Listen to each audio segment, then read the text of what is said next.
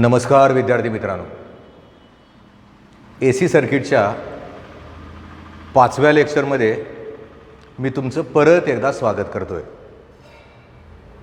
बघता बघता 4 लेक्चर्स झाले आपली AC सर्किटची आणि आपण काय केलं, अंडरस्टँडिंग करत गेलो. खरं तर याच्यामध्ये सगळ्यात महत्त्वाचा भाग कुठला असेल तर ते समजून घेणं.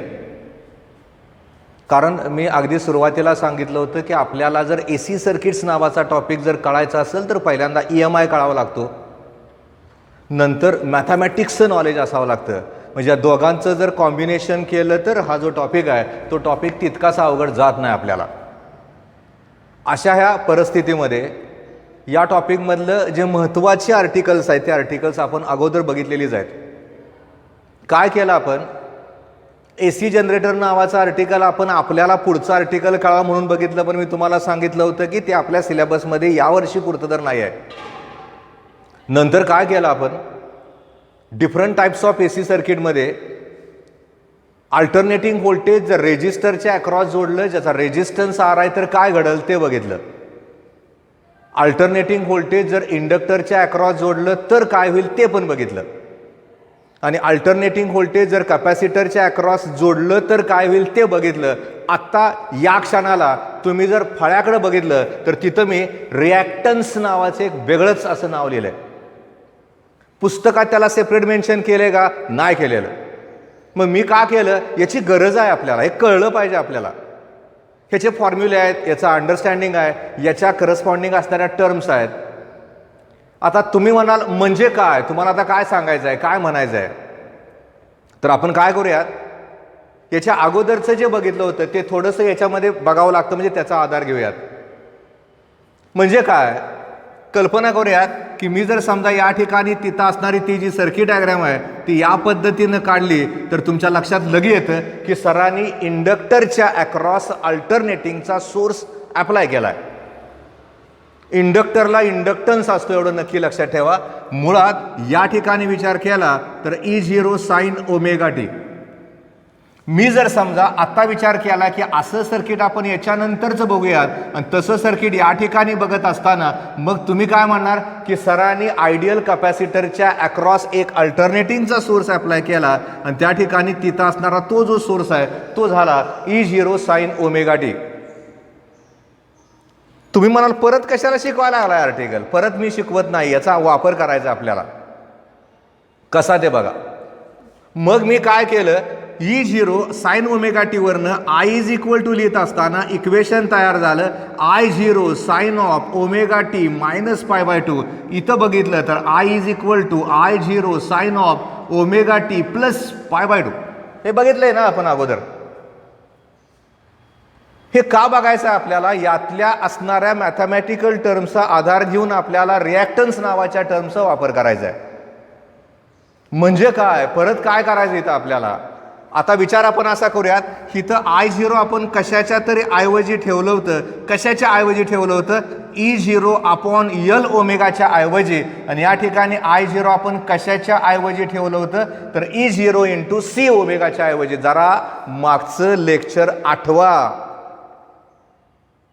नसल तर कागदावर लिहिलं असेल तर ते कागद एकदा मागं पलटा. दिसतंय आपल्याला कागदावर आपण काय लिहिलंय, ते कळतं आपल्याला काय करायचं आहे ते. त्यामुळे या ठिकाणी 100% ह्या अगोदरच्या स्टेपचा आधार घ्यायचा आहे. I0 is equal to E0 upon L omega. I0 is equal to E0 C omega. याच्यावरनं मी काय करतो बघा, इथं लिहित असताना E0 upon I0 is equal to लिहितो. इथं आलं 1 अपॉन L ओमेगा आणि इथं जर इथं E0 अपॉन I0 केलं तर या ठिकाणचं जे उत्तर आहे ते उत्तर L ओमेगा येतंय आणि इथं जर E0 अपॉन I0 केलं तर 1 अपॉन C ओमेगा येतंय. कसं आलंय ते बघा. या ठिकाणी आपण याला इकडे घेतलं आणि इकडे केलं म्हणजे तिरकस गुणाकार केला आणि त्या ठिकाणी तिथं असणारी ती जी किंमत आहे ती किंमत तयार झाली. जर E0 अपॉन I0 ची किंमत माझी L ओमेगा आली, याच्यात थोडासा बदल मी करतो. E0 अपॉन √2 करतो, I0 अपॉन √2 करतो, is equal to L omega मी तसंच ठेवतोय. हे करत असताना मला काय करायचं आहे बघा, मी E0/√2 केल्यानंतर आता डोक्यामध्ये तुमच्या क्लिक झाला असेल की असं कधीतरी आपण मागं बघितलंय, आठवतंय का? राईट, बरोबर आहे. आपण ERMSला ते बघितलं होतं.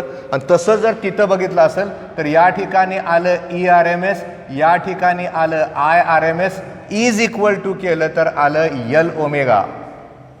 तसंच आपण याच्यासाठी पण करूयात. आणि याच्यासाठी करत असताना आता विचार आपण असा करूयात, इथं सुद्धा E0/√2 करूयात, I0/√2 करूयात, इज इक्वल टू Cω.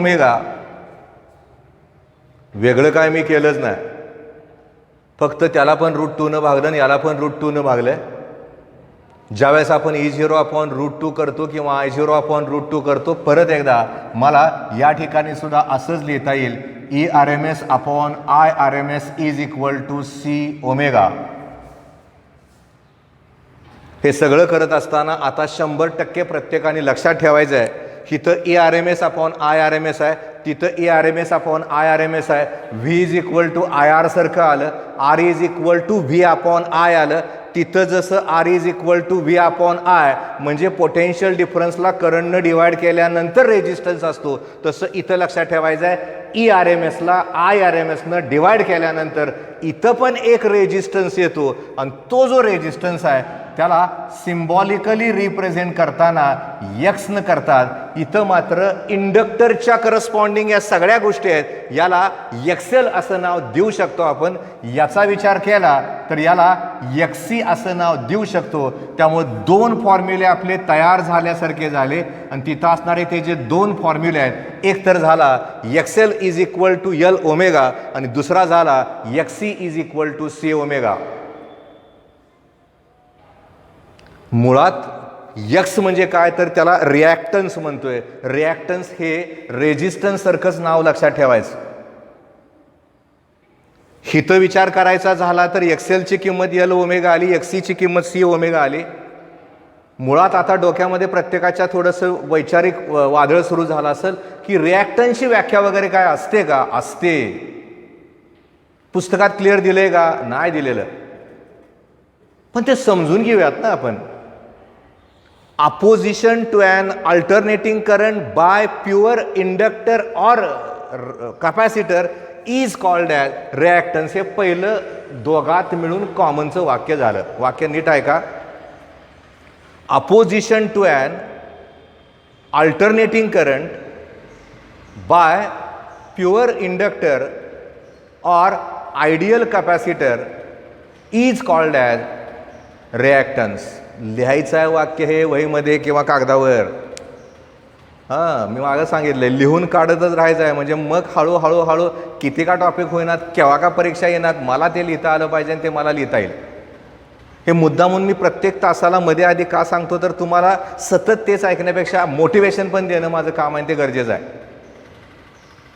अशा परिस्थितीमध्ये ते जर समजा नुसतं रिॲक्टन्स नावाजून तुम्हाला जर विचारलं तर त्या ठिकाणी तिथं असणारं ते जे वाक्य आहे ते वाक्य 100% तुम्हाला सांगता आलं पाहिजे. त्यामुळे परत एकदा सांगतो, रिॲक्टन्सची व्याख्या करत असताना तिथलं असणारं ते जे वाक्य आहे ते वाक्य कसं आहे? Opposition to an alternating current by pure inductor or ideal capacitor is called as reactance. जर समजा इंडक्टरनं अल्टरनेटिंग करंटला विरोध केला तर त्याला ज्या कुठल्या नावानं ओळखतात ते जे नाव आहे त्याला म्हणतात इंडक्टिव्ह रिॲक्टन्स. शब्दामधला फरक लक्षात ठेवा.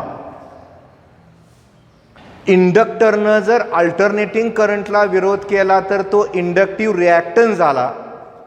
त्याचा formula XL is equal to L झाला. आणि जर कॅपॅसिटरनं करस्पॉन्डिंग असणाऱ्या अल्टरनेटिंग करंटला विरोध केला तर त्याचं नाव काय असू शकतं?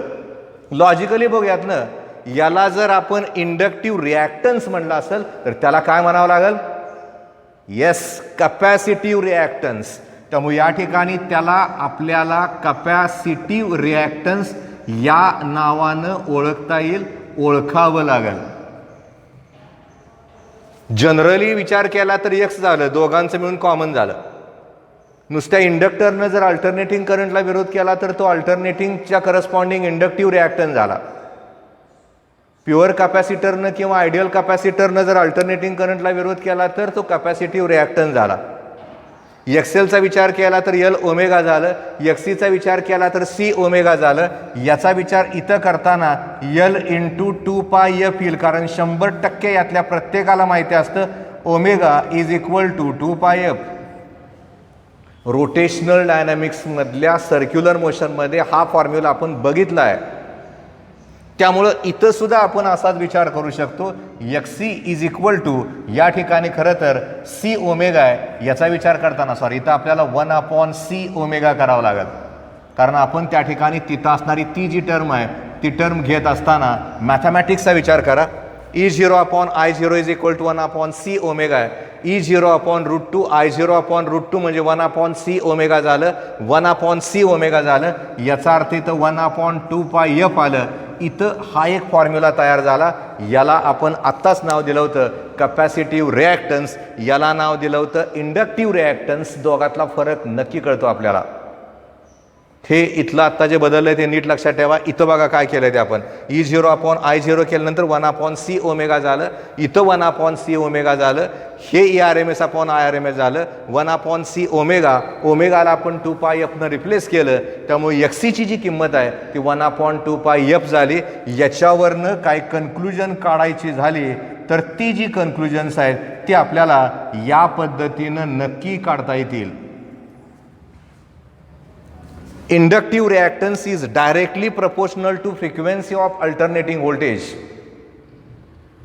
Capacitive reactance is inversely proportional to frequency of alternating voltage. इथं फ्रिक्वेन्सी जास्त असेल तर करस्पॉन्डिंग असणारा जो विरोध आहे अल्टरनेटिंग करंटला तो इंडक्टरच्या करस्पॉन्डिंग जास्त असेल. इथं जर फ्रिक्वेन्सी कमी असेल तर कॅपॅसिटरमध्ये करस्पॉन्डिंग असणारा जो अपोजिशन आहे ते कमी असेल तर जास्त असेल, कारण इथं इन्व्हर्सली आहे, इथं डायरेक्टली आहे. त्यामुळे यातल्या असणाऱ्या सगळ्या स्टेप्स जर तुम्ही नीट बघितल्या तर तुमच्या 100% लक्षात येतं की आपण याच्यामध्ये कसं आणि काय बघितलं आहे ते. तर परत एकदा बघा, पहिल्यांदा विचार आपण करतोय नुसत्या रिॲक्टन्सचा. ही टर्म वेगळी मुद्दामून मी दिले, तुम्ही तुमच्या कागदावर नोट्सवर लिहिताना तसंच लिहा, वर रिॲक्टन्स असल्या आणि त्याच्यावरनं ती जी वाक्य आहे ती वाक्य तयार करत जावा. पहिलं वाक्य काय आहे? Opposition to an alternating current by inductor or, किंवा ज्याला नॉन रेजिस्टिव्ह पार्ट म्हणा तरी सुद्धा चालतंय. रेजिस्टन्स नसणारं इंडक्टिंग किंवा कॅपॅसिटर असेल त्याला अल्टरनेटिंग करंटच्या करस्पॉन्डिंग जे अपोजिशन आहे त्याला ज्या कुठल्या नावानं आपण ओळखणार आहे ते जे नाव आहे ते नाव म्हणजे आलं रिॲक्टन्स. पुन्हा मग I0 E0/L ओमेगाच्या ऐवजी I0 E0C ओमेगाच्या ऐवजी E0/I0 केलं तर L ओमेगा आलं, इथं √2 न भागलं. इथं सुद्धा E0/I0 केलं तर 1/c ओमेगा आलं. दोन्ही ठिकाणी √2 न भागत असताना ERMS आणि IRMS गुणोत्तर आलं. मुळात V is equal to IR सारखा आहे, R is equal to V/I. व्हीच्या ऐवजी E आहे, E/I म्हणजे X लक्षात ठेवायचं आहे. इथं XL आलं, इथं XC आलं, XL is equal to L omega आलं, XC is equal to 1/c omega आलं. पुन्हा लक्षात ठेवायचं आहे एक्सेलला ज्या कुठल्या नावानं आपण ओळखतोय ते जे नाव आहे ते म्हणजे इंडक्टिव्ह रिॲक्टन्स, आणि एक्सीला ज्या नावानं ओळखतोय ते जे नाव आहे ते म्हणजे कॅपॅसिटिव्ह रिॲक्टन्स. तर पहिलं वाक्य तयार करताना opposition to an alternating current by non resistive part of the circuit is called as reactance, हे पहिलं वाक्य झालं. Opposition to an alternating current by pure capacitor is called as capacitive reactance, हे दुसरं वाक्य झालं. Opposition to an alternating current by pure inductor हे तिसरं वाक्य झालं, त्याला म्हणतोय आपण इंडक्टिव्ह रिॲक्टन्स. फॉर्म्युले समोर आहेत, कळले तुम्हाला आता ते. याला थोडंसं जादा वेटेज द्या, या फॉर्म्युलाचा विचार करून कॅल्क्युलेशन करून काही एक्झाम्पल घ्यायचेत. कदाचित पुढे जे आर्टिकल आहे त्या आर्टिकलमध्ये सुद्धा याचा वापर करावा लागेल. त्यामुळे डोक्यातच ठेवायचं आहे एक्सेल म्हणजे L ओमेगा, XC म्हणजे 1/c ओमेगा. लक्षात राहिलं आपल्याला ते, आणि राहतं ते, त्याला काय फारशी अडचण नाहीत. त्यामुळे या असणाऱ्या रिॲक्टन्सचा विचार आपल्याला या टॉपिकमध्ये वेगळ्या पद्धतीनं करावा लागतो. तो वेगळ्या पद्धतीनं मुद्दामून मी घेतला. तुम्ही जर पुस्तक उघडलं तर त्याच्यामध्ये दिलं गेलं ते त्या त्या आर्टिकलमध्येच दिले. मी त्याला वेगळं मुद्दामून मेन्शन करून तुम्हाला शिकवलंय. कारण ते ज्यादा महत्त्वाचं आहे, त्याचा वापर आपण बऱ्याच ठिकाणी करतोय आणि रिॲक्टन्सची जी संकल्पना आहे ती रेजिस्टन्सपेक्षा वेगळी कशी आहे हे आपल्याला कळावं, हा त्याच्यामागचा मूळ उद्देश होता. त्यामुळे मला वाटतं आता तुम्हाला त्या ठिकाणी तिथं असणारं ते जे आर्टिकल आहे ते आर्टिकल 100% कळलं आहे. मग आता पुढं काय? मुळात खरं तर आपण काय करतोय बघा, एकदा रेजिस्टर ज्याचा रेजिस्टन्स आर आहे त्याच्या अक्रॉस अल्टरनेटिंगचं EMF अप्लाय केलं. इंडक्टर ज्याचा इंडक्टन्स याला आहे त्याच्या अक्रॉस अल्टरनेटिंग EMF अप्लाय केलं. कपॅसिटर ज्याचा कपॅसिटन्स आहे त्याच्या अक्रॉस अल्टरनेटिंग EMF अप्लाय केलं. आणि सगळं करत असताना मग त्या ठिकाणी आपण तिथं असणारी ती इक्वेशन तयार केली. पण मला आता असं वाटायला लागलं की असं त्याला वेगवेगळं अप्लाय न करता आपण त्याला कंबाईन अप्लाय करू शकतो का? यातच ज्या आर्टिकलनं जन्म घेतला त्या आर्टिकलचं नाव आहे, पुस्तकात ज्या पद्धतीनं ते आर्टिकलचं नाव दिलंय, AC सर्किट कंटेनिंग. मग त्याच्यामध्ये तिन्ही टर्म्स आहेत. एकतर इंडक्टर आहे, त्याच्यानंतर त्या ठिकाणी असणारा कपॅसिटर आहे आणि त्याच्यानंतर त्या ठिकाणी तिथं असणारा रेजिस्टर आहे. कनेक्टेड इन सिरीज हा त्यातला सगळ्यात महत्त्वाचा भाग झाला. म्हणजे आपल्याला या असणाऱ्या सर्किटला आता या पद्धतीनं बघावं लागेल आणि हे त्यातलं एक आर्टिकल्स आहे, त्याला LCR सर्किट या नावानं ओळखतात. एवढं नक्की लक्षात ठेवा. म्हणजे आता आपल्याला कसं जायचं आहे, कुठं जायचं आहे, कशा पद्धतीनं जायचं आहे ते आता आपल्याला कळावं लागेल. या सगळ्यामध्ये सगळ्यात महत्त्वाचं काय आहे, मी सतत ज्या गोष्टीला म्हणजे स्ट्रेस करतोय, सांगतोय, रेजिस्टन्सच्या अक्रॉस जर अल्टरनेटिंगचा सोर्स अप्लाय केला तर करंट आणि EMF दोघं एका फेजमध्ये असतात. ज्यावेळेस आपण त्या ठिकाणी तिथं असणाऱ्या त्या इंडक्टरचा विचार करतो त्यावेळेस त्या ठिकाणी तिथं असणारं ते जे EMF आहे, करंटचा विचार केला तर EMF पेक्षा करंट π/2 न मागं पडतो. कपॅसिटरचा विचार केला तर त्या ठिकाणी तिथं असणारं ते जे EMF आहे त्याच्यापेक्षा त्या ठिकाणी तिथं असणारा तो जो करंट आहे तो π/2 न पुढे जातो. या सगळ्या संकल्पनेचा आधार घेऊन आपण इथं एक विचार करतोय. आता काय करायचं आहे बघा, या ठिकाणी असणारा हा इंडक्टर आहे, इथं असणारा हा कपॅसिटर आहे, या ठिकाणी असणारा हा रेजिस्टर आहे. या सगळ्याला आपल्याला अल्टरनेटिंग सोर्सच्या अक्रॉस जोडायचं आहे. आणि तसं त्या ठिकाणी जोडत असताना थोडंसं डायग्राम मोठी काढतो, कारण याच्यामध्ये जरा वेगळ्या पद्धतीनं आता आपल्याला दाखवलं या वर्षीच्या पुस्तकात. इथं परत लक्षात ठेवायचं आहे, आपण या ठिकाणी विचार करत असताना इंडक्टरचा विचार करतोय, करस्पॉन्डिंग असणाऱ्या त्या कपॅसिटरचा विचार करतोय. म्हणजे हा L झाला, हे C झालं आणि हे R झालं. आता यात काय विचार करायचा वेगळा?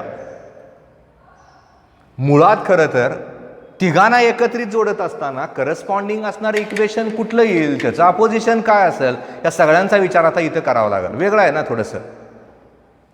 परीक्षेमध्ये विचारलं तर हे 4 मार्क देऊन जाईल तुम्हाला. 4 मार्काला विचारलं गेलंय, पण पूर्वीची पद्धत आणि आत्ताच्या पद्धतीमध्ये थोडा बदल करून दिलाय. आपण काय करूयात, आत्ता जे पुस्तकात दिले त्या पद्धतीनं जाऊयात, कारण बरं आहे ते समजतंय आपल्याला. त्या थोड्या चुका पण आहेत त्या आपण मिनिमाइज पण करूयात.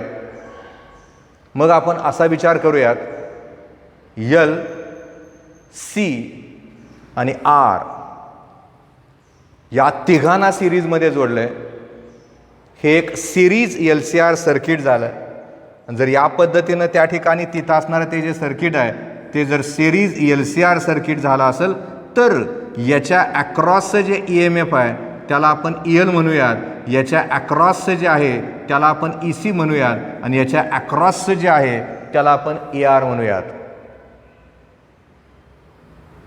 ह्याच्यात सगळ्यात महत्त्वाचं काय आहे, मी जर सहज विचार केला तर त्या ठिकाणी तिथं असणारा, समजा मी हा EL साठी ग्राफ किंवा वेक्टर दाखवला आहे आणि या ठिकाणी इथं असणारा हा करंट आहे 90 डिग्री.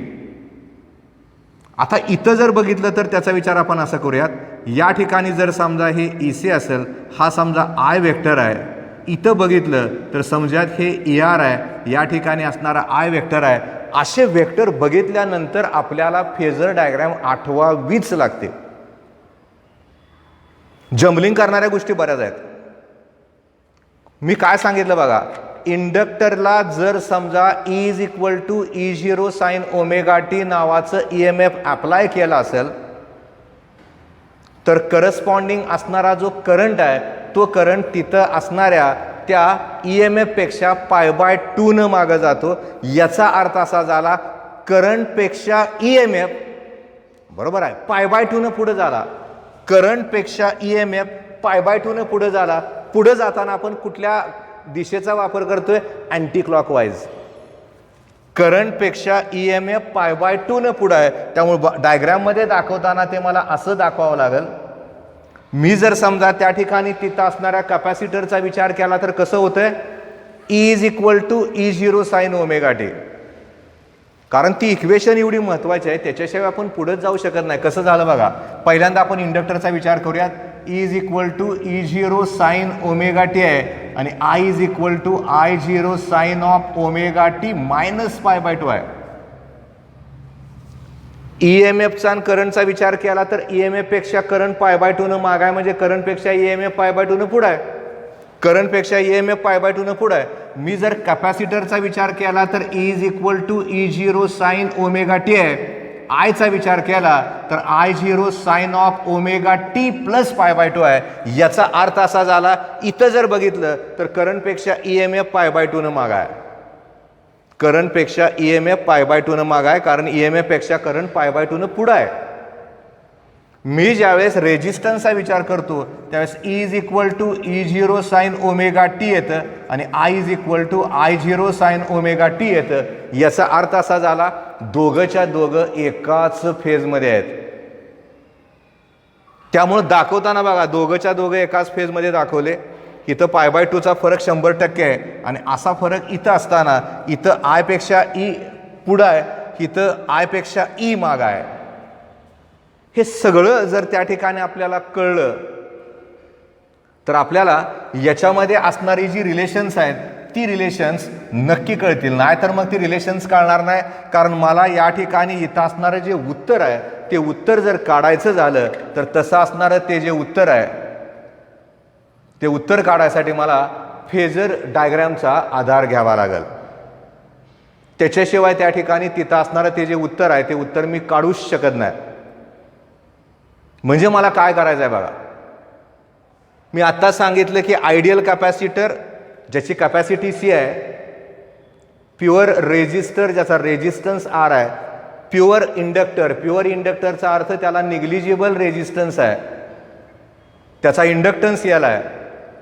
त्या तिघांना आपण सिरीजमध्ये जोडले आणि तसं जोडत असताना इथं लक्षात ठेवायचं आहे, कधी काळी आपल्याला किंवा तुम्हाला कुठल्या ना कुठल्या शिक्षकानं सांगितलेलं असतं फिजिक्सच्या,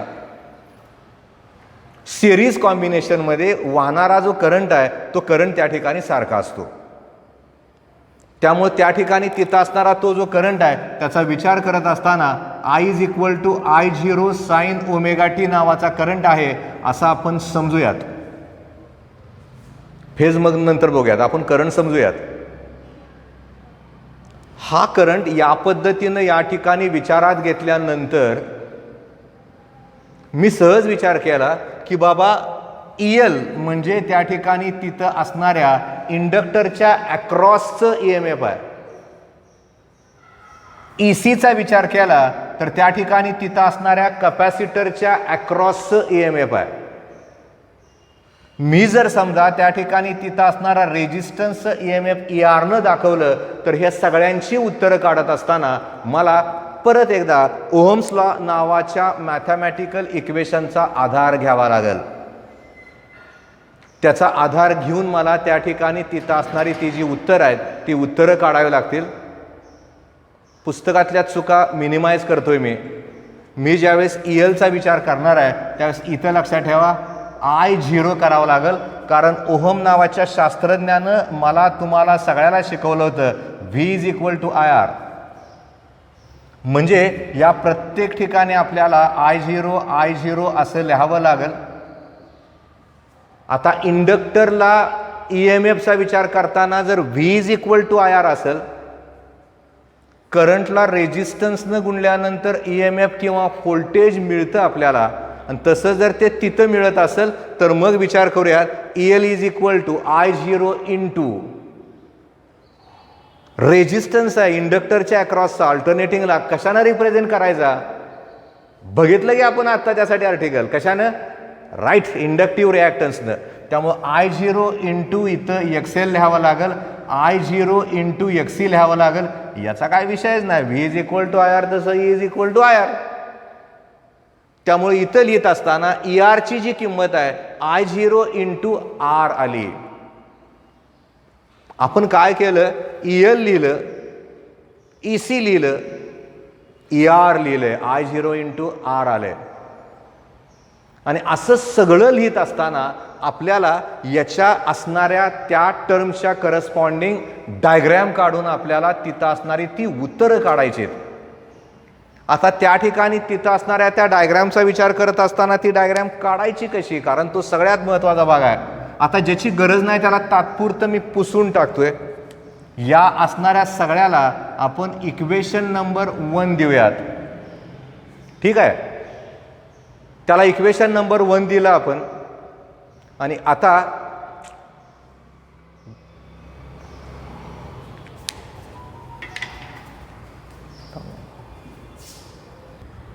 मग आता उत्तर कसं काढायचं कारण इंडक्टरच्या अक्रॉस EMF माहिती झालं EC माहिती झालं रेजिस्टन्सच्या अक्रॉसचं माहिती झालं. मला उत्तर काढताना ज्या पद्धतीचा वापर करावा लागेल ती जी पद्धत आहे ती म्हणजे फेजर डायग्राम. त्याच्यावरून मला ते उत्तर काढायचं आहे. आणि त्याच्यावरून उत्तर काढत असताना ती डायग्राम कशी काढतोय बघा मी. मुळात आपण असा विचार करूयात की त्या ठिकाणी तिथं असणारी ती डायग्राम काढत असताना या असणाऱ्या फेजरचा विचार करताना इथं असा विचार करूयात की बाबा या ठिकाणी तिथं असणारं ते EL याला O नाव देऊयात याला A नाव देऊयात या ठिकाणला आपण I0 म्हणूयात. तुमच्या लक्षात येते की मी ज्यावेळेस त्या ठिकाणी तिथं असणारी ती जी टर्म आहे समजायला ER म्हणलं मी. ER म्हणजे काय आहे रेजिस्टन्सच्या अक्रॉसचं EMF आहे आणि I0 म्हणजे करस्पॉन्डिंग असणारा करंट आहे त्याचं पीक ॲम्प्लिट्यूड आहे मॅग्निट्यूड आहे. हे असं दाखवलं याचा अर्थ काय झाला तर EMF आणि करंट रेजिस्टन्सचा विचार केला तर त्या ठिकाणी तिथं असणाऱ्या एकाच फेजमध्ये आहेत. दिसतंय की आपण दाखवलंय ना ते. आता मला काय करायचं आहे मी ज्यावेळेस त्या ठिकाणी तिथं असणारा तो जो वेक्टर आहे समजूयात की या ठिकाणी इथं असणारा जो वेक्टर आहे याला आपण OB असं नाव दिलंय आणि OBला रिप्रेझेंट करत असताना EL न केलं मी मुद्दामून पुस्तकातले सिम्बॉल तसेच वापरलेत. OBला रिप्रेझेंट करताना EL न केलंय. मग या ठिकाणी असणारा जो अँगल आहे तो अँगल त्या ठिकाणी 90 डिग्रीज आहे. मुळात खरं तर इथं विचार करायचा झाला तर हा माझा E0 आहे. इथं हे I0 आहे. ELचा विचार केला तर त्या ठिकाणी तिथं असणाऱ्या त्या करंटपेक्षा करस्पॉन्डिंग असणारं जे EMF आहे ते 90 डिग्रीनं त्या ठिकाणी लीड आहे पुढं आहे. म्हणजे त्याला अँटी क्लॉकवाईज डायरेक्शननं दाखवावं लागेल. करस्पॉन्डिंग असणारं EMF करंटपेक्षा जर 90 डिग्रीनं पुढं असेल तर याच पद्धतीनं ते दाखवावं लागेल. आणि मी जर समजा तिथं असणाऱ्या त्या अजून एका वेक्टरचा विचार करतोय म्हणजे OCचा विचार करतोय त्याला जर समजा त्या ठिकाणी नाव दिलं EC इथं पण 90 डिग्री दाखवूयात आपण. याच्यावरनं आपल्याला 100% कळतंय की या ठिकाणी असणारं कॅपॅसिटरच्या अक्रॉसचं जे EMF आहे ते त्या ठिकाणी तिथं असणाऱ्या त्या करंटपेक्षा π/2 EMF करंटपेक्षा π/2 मागा आहे म्हणून त्याला आपण क्लॉकवाईज डायरेक्शनला दाखवलंय. आणि असं दाखवत असताना या ठिकाणी इथं असणारा जो अँगल आहे त्याला आपण फाय असं देऊयात आणि याला आपण नाव देऊयात K आणि या ठिकाणी नाव देऊयात B'. आपण जी नावं देतोय ती नावं नीट लक्षात ठेवा कारण या नावाचा वापर करून आपल्याला त्या ठिकाणी तिथं असणारं ते जे उत्तर आहे ते उत्तर काढायचं आहे. त्याच्याशिवाय आपण उत्तर काढूच शकत नाही. त्यामुळे या असणाऱ्या कॉन्सेप्टला इथं बघितलं जात असताना 100% लक्षात ठेवा ही जी फेजर डायग्रॅम आहे ती आपल्याला कळावी लागते. एकदा का फेजर डायग्रॅम समजली का मग आपल्याला त्याच्यानंतरच्या करस्पॉन्डिंग असणाऱ्या ज्या टर्म्स आहेत त्या कळत जातात. कसं कसं केलंय ते नीट बघा. इथं खरं तर आपण सिम्बॉलिक रिप्रेझेंट करत असताना OA, OB, OC, E0, I0 five अशा वेगवेगळ्या सिम्बॉलचा वापर केला. ठीक आहे. मी OA विचार केला तर तो वेक्टर मी कशासाठी वापरलाय तर ER साठी वापरलाय. तिथं विचार करायचा झाला तर हा माझा एक्स ॲक्सिस आहे ना, हा माझा वाय ॲक्सिस आहे. असा विचार इथं केला जात असताना ER म्हणजे खरं तर तिथं असणाऱ्या त्या रेजिस्टन्सच्या अक्रॉसचं EMF आहे. जर आपण तिथं असणाऱ्या त्या करंटचा विचार केला आणि ERचा विचार केला तर 100% लक्षात येतं आपल्याला की तिथं दोघं एकाच फेजमध्ये आहेत, कारण दोन्ही वेक्टर एकमेकावर ओव्हरलॅप झाले. मान्य आहे. मी ज्या वेळेस त्या ठिकाणी तिथं असणाऱ्या ओकेचा विचार करतोय तो रिझल्टंट झाला. मी जर समजा या असणाऱ्या इकडच्या बाजूचा विचार केला OB, B डॅश वेगळं, OB पुस्तकात ते जंबल्ड केलंय त्यांनी सिम्बॉलमध्ये. त्यामुळे मी आत्ता ज्या पद्धतीनं शिकवतोय त्या पद्धतीनं नक्की लक्षात ठेवा. या ठिकाणी असणारं जे OB आहे ते EL साठी आपण वापरलंय. EL म्हणजे इंडक्टरच्या अक्रॉस असणारं EMF. ज्या वेळेस आपण ECचा विचार करतोय त्यावेळेस त्या ठिकाणी तिथं असणारं ते जे EC आहे ते कॅपॅसिटरच्या अक्रॉसचं EMF आहे करंटचा. आणि याचा विचार केला तर 90 डिग्रीनं करंटपेक्षा EMF पुढं आहे. कुठं? इंडक्टरच्या अक्रॉस. कॅपॅसिटरचा विचार करताना करंटपेक्षा करस्पॉन्डिंग असणाऱ्या कॅपॅसिटरच्या अक्रॉसचं जे EMF आहे ते 90 डिग्रीनं मागं आहे. मागं दाखवताना क्लॉकवाईज, पुढं दाखवताना अँटी क्लॉकवाईज. त्यामुळे इथं अँटी क्लॉकवाईजला गेलं, इथं क्लॉकला गेलं. या ठिकाणी तिथं असणारा तो जो फाय आहे त्याला फेज अँगल म्हणतात. आणि आपल्याला याच्या करस्पॉन्डिंग त्या ठिकाणी तिथं असणारी ती जी उत्तर आहेत ती उत्तरं काढायची आहेत. आज आपण काय करतोय, या फेजर डायग्रॅमला AC सर्किट्समध्ये 5व्या भागासाठी इथंच थांबतोय. आपल्याला काय करायचं आहे, आर्टिकल्सला धरून पुढं जायचं आहे. आर्टिकल अजून संपलेलं नाही, फक्त मी सुरुवात करून ठेवली आहे मुद्दामून. म्हणजे आज तुम्हाला जास्त लोड नाही देत, तेवढं जेवढं शिकवलं तेवढंच तुम्ही बघणार आहात. त्यामुळे आजचं जे बघितलंय ते तुम्हाला 100% कळणार आहे, कळलंच पाहिजे आहे. त्यामुळे ते कळत असेल, त्याचा अभ्यास सुरू असेल तर अभ्यास, नसेल तर सुरू करा. कळत असेल तर जादा करत राहा. पहिल्यांदा थिअरी क्लिअर करा, मग बेसिक क्लिअर झालं का पुढचं सगळं येतं आपल्याला. बेसिक फिजिक्समध्ये फार गरजेचं आहे आणि मी इतकं बेसिक क्लिअर करून देतोय तुम्हाला. एक एक आर्टिकल जेवढं शक्य आहे तेवढं खालच्या पातळीला उतरून तुम्हाला सांगायचा प्रयत्न करतोय. त्यामुळे ही जी फेज डायग्रॅम आहे ती नक्की लक्षात ठेवायची, कारण याचा वापर करून आपल्याला उत्तरं AC सर्किटच्या नंबर 6च्या लेक्चरमध्ये काढायचे. तर यासाठी आजच्या असणाऱ्या AC सर्किटच्या 5साठी इथंच थांबतोय. धन्यवाद.